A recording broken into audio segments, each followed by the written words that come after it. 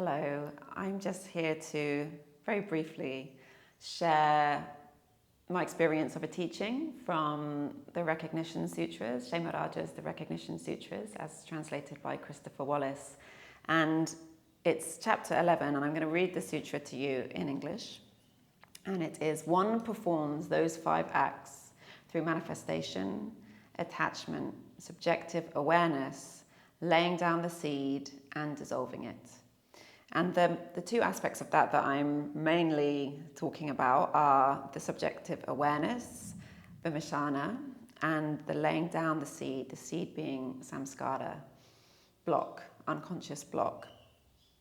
And I listened to this chapter on my day off, my one day off a week, and me and my partner were driving up a mountain to go hiking.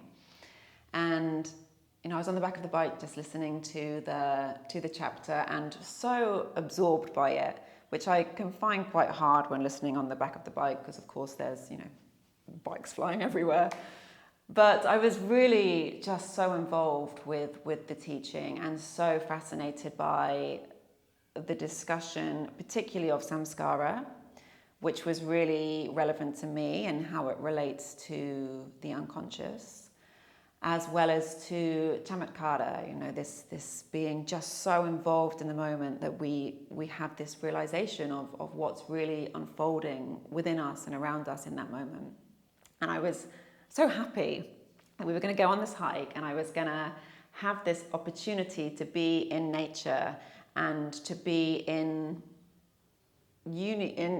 relationship with nature and to try to play with what the sutra was talking about, of the recognition of divine awareness in something other, in order to and letting that kind of shine on us, and then also reveal what's also flowing through us, the same awareness, but through this subjective awareness to recognize the true presence of the moment of awareness.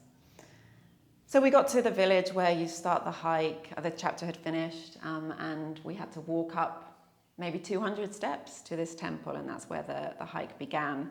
And just as we got to the top, a group of stray dogs came and chased us, and one of them bit my partner's ankle quite badly, and we had to then re-descend the stairs and go to hospital so he could get a rabies shot. And I was, for me, incredibly calm through all of this, and also trying to practice just, being, not having some story about it. Oh, well, that means my day off's been ruined, or that means we're not going to have this hike, or I'm not going to be able to practice what I thought I was going to be able to integrate from these learnings today. But just, okay, we're going. And I was very proud of myself for this, because that's not particularly like me always. We got to the hospital and he went to go and have his jabs be looked at. And I was sat in the corridor waiting for him. And luckily, thank goodness, I had my book with me, and it was Lord of the Rings. And that's a world that I'm very happy to just go and immerse myself in. So I did that, totally shut off from the very unpleasant reality that was happening around me. There is the reality of being in a hospital. People are dying, people are suffering, people are overworked, people are in pain. But I had my book. And Gandalf was back, Gandalf the White, brilliant, brilliant, brilliant. And then I realized, what was I doing? I was literally turning away from this life happening around me. And my greatest fear is my mother dying. And that's what I was witnessing. Very, very old people who looked like, they had death on them. You could see death on them. You could feel death on them, with their loved ones walking behind the stretcher as they're taken somewhere with such sorrow. And I was turning away from it.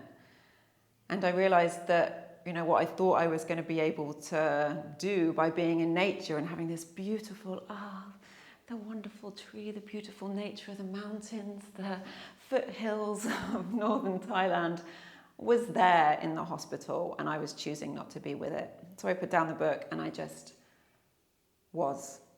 I just let myself feel everything that was happening in that moment, and it was so much. It was so much suffering and so much pain and so much grief and so much love. so much love, and so much humanity, and so much grace, all happening around me and flooding into me from not just the people, but the reality of that moment that I was just able to just be in. And this moment of Camatkara, this total absorption into the truth of what was happening there. And totally open to that experience, totally in it. And it was so beautiful and so painful at the same time to be with death in that way, and pain in that way, and suffering in that way. And I sat with it, and I felt it, and I could feel things just so profoundly. I was going to say dissolving in me, the dissolving in that moment, maybe, I don't know, but the allowing my subjective awareness to become a part of this awareness, just to not have any separation with all that was happening around me anymore, was just, yes, it was such a embodied experience of the teachings of that sutra. And I could stand in the fullness of the moment, or sit, I was sitting in the fullness of the moment, in the fullness of my heart at the same time. And I stayed with it, and I stayed with it. And of course it started to drop and dissolve again. And then I went back to my book, and everything was exactly the same, and everything was totally different at the same time. So yes, it was such a beautiful way to realize those teachings, and I was so grateful for it. My partner's also fine, doesn't have rabies, by the way. And to see that it doesn't have to be the tree or the flower or the river.